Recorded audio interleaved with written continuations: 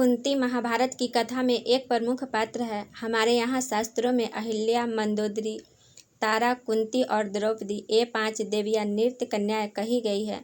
इसका नृत्य स्मरण करने से मनुष्य पाप मुक्त हो जाता है।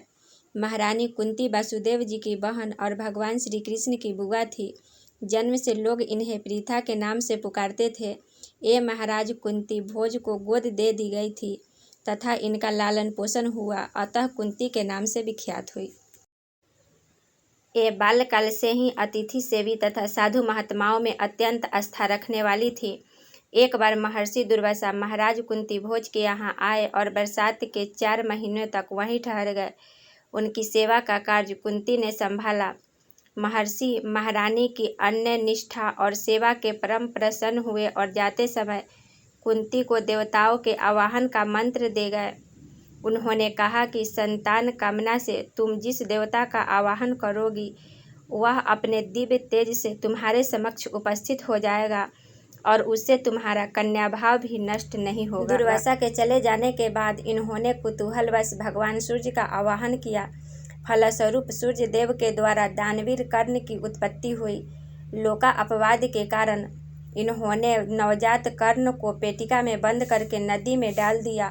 वह पेटिका नदी में स्नान करते समय अधिरथ नाम के सारथी को मिली। उसने कर्ण का लालन पोषण किया।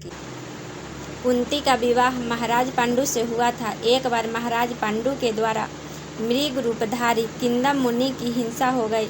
मुनि ने मरते समय उन्हें शाप दे दिया। इस घटना के बाद महाराज पांडु ने सब कुछ त्याग कर वन में रहने का निश्चय किया। महारानी कुंती भी पति सेवा के लिए वन में चली गई। पति के आदेश से कुंती ने धर्म, पवन और इंद्र का आवाहन किया, जिससे धर्मराज युधिष्ठिर, महाबली भीम और महारथी अर्जुन की उत्पत्ति हुई। अपनी सौत माद्री को भी इन्होंने अश्विनी कुमार का आवाहन का मंत्र बतलाकर नकुल और सहदेव की माता बनने का सौभाग्य प्रदान किया।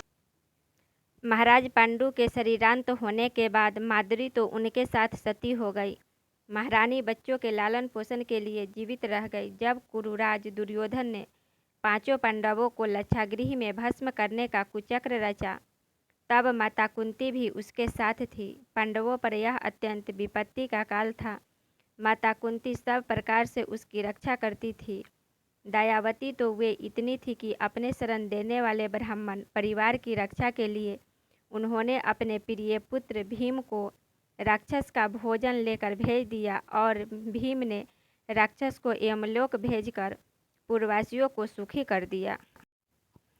पांडवों का वनवास काल बीत जाने के बाद जब दुर्योधन ने उन्हें सुई के अग्रभाग के बराबर भी भूमि देना स्वीकार नहीं किया, तो माता कुंती ने भगवान श्री कृष्ण द्वारा अपने पुत्रों को आदेश दिया। छत्रानी जिस समय के लिए अपने पुत्रों को जन्म देती है वह समय अब आ गया है। पांडवों को युद्ध के द्वारा अपना अधिकार प्राप्त करना चाहिए। पांडवों के विजय हुई, किंतु वीर माता कुंती ने राजभोग में सम्मिलित न होकर महाराज धृतराष्ट्र और सती गांधारी के साथ वन में तपस्वी जीवन बिताना स्वीकार किया। कुंती के बच जाते समय भीमसेन ने कहा कि यदि आपको अंत में जाकर वन में तपस्या ही करनी थी तो आपने हम लोग को युद्ध के लिए प्रेरित करके इतना बड़ा नरसंहार क्यों करवाया। इस पर कुंती देवी ने कहा, तुम लोग क्षत्रिय धर्म का त्याग करके अपमानपूर्ण जीवन न व्यतीत करो, इसलिए हमने तुम्हें युद्ध के लिए प्रेरित किया था, अपने सुख के लिए नहीं। भगवान के निरंतर स्मरण के लिए उनसे विपत्तिपूर्ण जीवन की याचना करने वाली माता कुंती धन्य है।